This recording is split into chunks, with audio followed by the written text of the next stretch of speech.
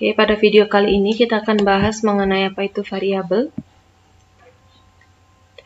Oke, kalau ngomongin tentang variabel, berarti kita akan ngomongin tentang sesuatu yang disimpan, kemudian sesuatu yang disimpan itu akan diberi nama untuk lebih mudah dibedakan, lebih mudah untuk dipanggil kembali dan digunakan kembali. Oke, untuk memudahkan, apa itu variabel? Jadi, variabel. Apa itu variabel? Variabel ini adalah kontainer atau tempat menampung ya. Tempat menampung sesuatu. Apa yang ditampung? Yang ditampung adalah data. Data ini apa? Data ini dapat berupa apa saja, bisa berupa input. Input untuk apa? Input yang dibutuhkan oleh program kita, program yang kita buat. Kemudian bisa juga digunakan untuk menyimpan hasil dari proses. Bisa juga untuk menyimpan output. Oke, jadi kontainer ini atau variabel ini itu akan disimpan di dalam sebuah memori. Kalau disimpan berarti juga bisa dipanggil kembali kan ya. Kalau sudah disimpan berarti bisa diambil kembali. Sama halnya kalau misalnya kita punya lemari, lemarinya digunakan untuk menyimpan baju. Kalau bajunya disimpan berarti juga bisa diambil lagi kan. Sama halnya dengan variabel. Kalau kita analogikan variabel,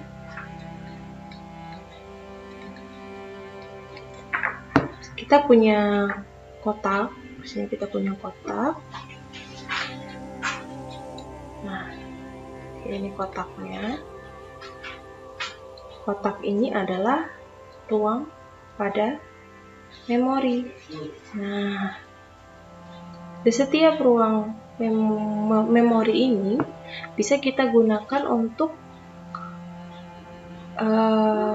menyimpan data, di mana datanya ini, data yang disimpan ini bisa berupa variabel. Oke, perlu diingat, untuk menyimpan variabel dalam Java, kita butuh untuk menspesifikasikan tipe dari variabelnya. Sama halnya kalau misalnya kita nyimpan baju di lemari. Baju itu kan banyak tipenya, ada yang kaos, kemudian ada celana panjang, celana pendek, jaket. Nah, sama halnya juga dengan variabel.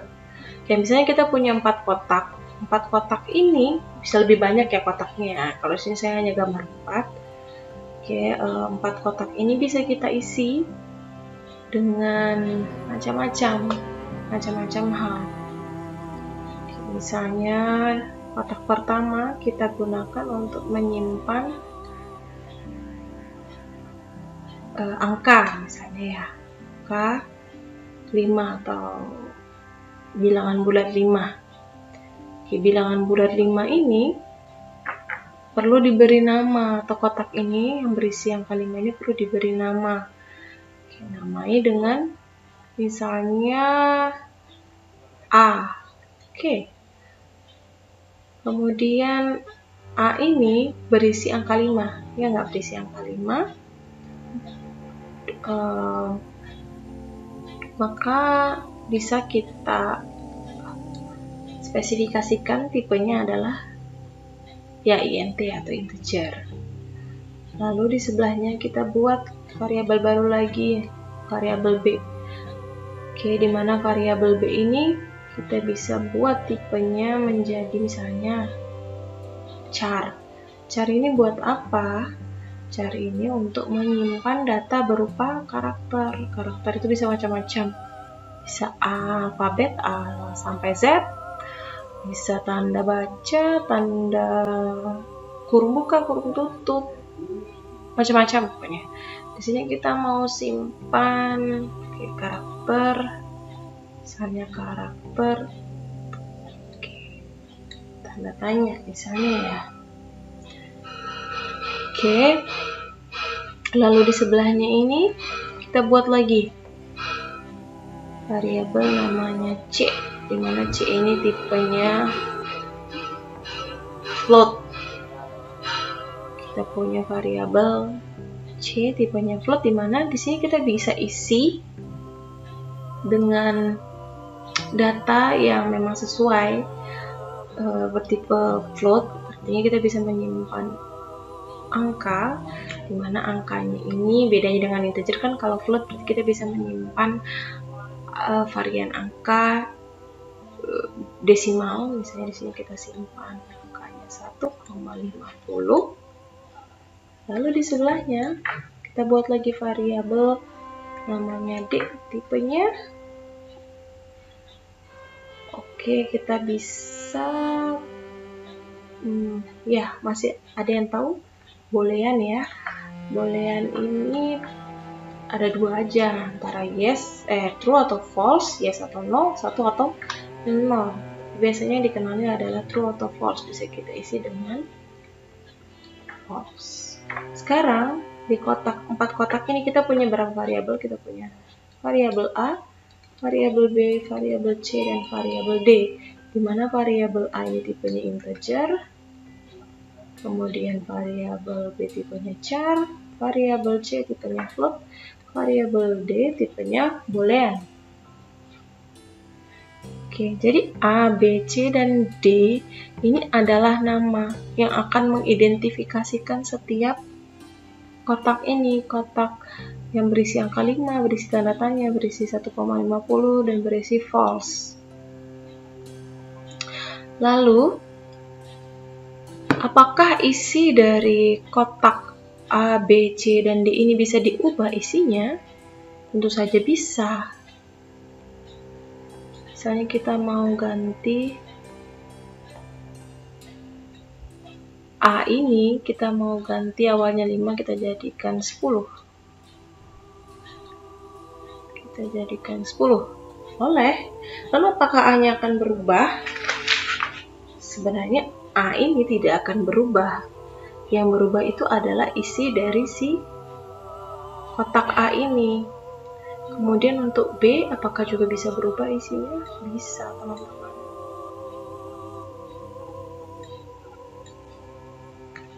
Oke. Misalnya kotak B, kita mau ubah isinya dengan menyimpan karakter, misalnya Z kapital.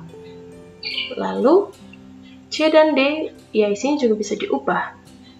Jadi variabel pada dasarnya itu adalah tempat di memori, di mana tempat itu diberikan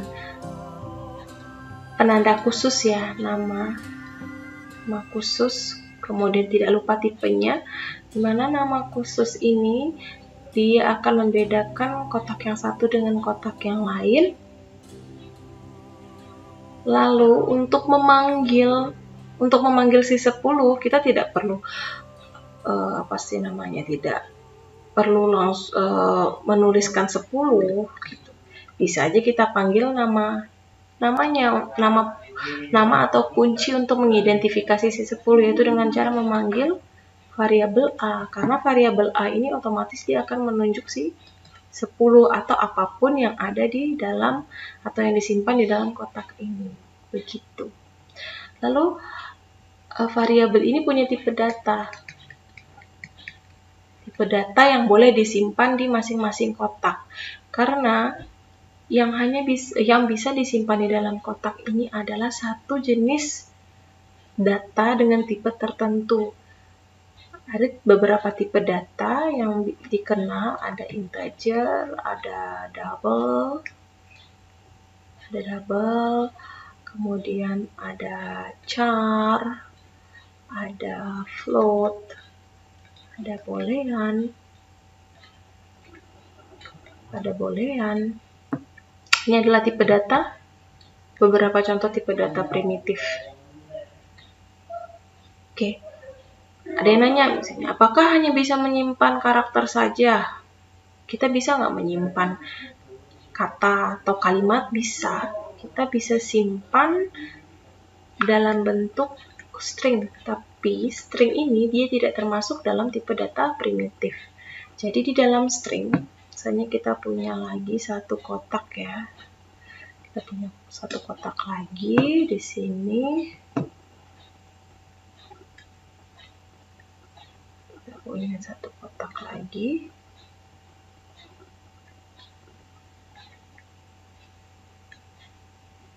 Oke, sorry, gambarnya jelek. Kita punya kotak lagi di sini namanya variabelnya E, tipenya string ya, dimana di sini kita gunakan untuk menyimpan nama saya ya. Oke, sekarang saya punya satu kotak yang nama kotaknya ini pengenalnya ini adalah E, dimana di dalam E ini yang bisa disimpan di dalam E ini adalah data berupa string ya, bisa berupa kalimat, kata, karakter. Nah, kebetulan yang disimpan di E ini adalah kata ya, atau nama saya itu Putu gitu.